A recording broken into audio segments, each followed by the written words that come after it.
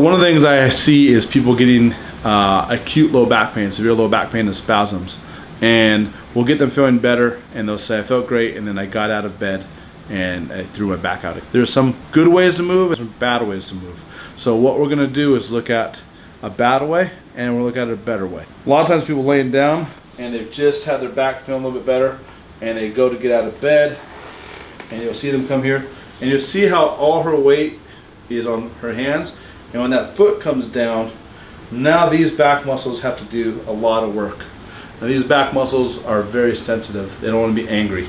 So then as she takes her hand away and she'll walk up, now they have to really engage this muscle we talked about. It doesn't always fire and it goes into spasm. This is a nice 5-pound ball. If I carry this around, or Carrie carries this around, and it's a nice curve, that weight sits right over the fulcrum of the joint. But if she comes out like that, which is a nice 5-pound ball, and holds that, you can see these muscles are really over engaged.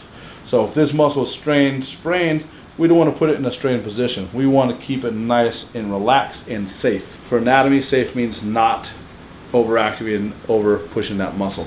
So we'll take that away. Let's go ahead and lay on the table again, face down, and let's talk about a better way to get up. So now, if she's coming out and she's on her bed, she wants to scooch to the side of the bed. This is a very narrow bed, being a chiropractic table. Now we're gonna roll to your left side. Slide your elbow underneath you, good. And now we're on our side, okay? When you move, I joke around and say, I want someone to act like they're sucker punching you. So push your abs out as you roll to your side. And that way you're not spasming your back. Push your back muscles out, your side muscles out, your stomach out, and now rotate to your side as they're all pushed out. There you go. Now everything's stable and safe here. Now we're gonna bring our knees up to our chest. Our feet come off the table, and we're gonna push ourselves up with our elbows. And now that 5-pound ball stayed over the pelvis. This muscle didn't have to work. Now we're gonna scooch to the front a little bit, get a nice wide stance. And I always say, pick out your favorite tall person. So we'll go LeBron James, Kevin Durant. Look up tall and stand up and look up as they're there. And that's great. So a nice sumo stance and look up as we stand up. That use our glutes, not our low back, and that's how we stay out of harm's way. If you're in an office setting, you get up 30 to 40, 60 to 80 times a day, and we're go ahead and take the seat down. And then look down and slump forward as you get up.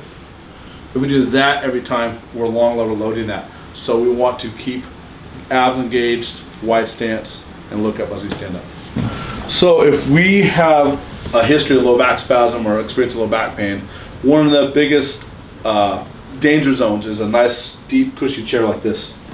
What happens is we'll tend to slow there and the back muscles get stretched out, they get turned off, and the hip flexor gets turned off as well. And as we get up, you'll see the body go into a spasm. It creates a splint. So you'll see this move right here and you can't get up all the way. So what we're gonna do is scooch to the front. We're gonna be 60% of our weight's gonna be on the front of our butt bones, 40 on the back.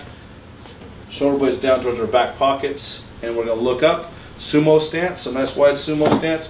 And then you can even use your hands on your knees and push yourself up as you stand up. And it's a very safe way to get up, very stable. The more points of surface, hands on knees, wide stance, helps us get out. If you're not in back pain, get up any way you want. But if you're having those spasms, this little thing can save those reoccurring flare-ups and aggravations, exacerbations.